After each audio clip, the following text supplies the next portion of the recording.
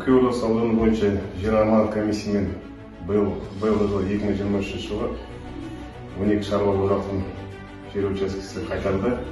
Пайдаланбай жатқан жалпы көлемі 21.400 гектар жер учаскесі үкімет есебінен қайтарылды.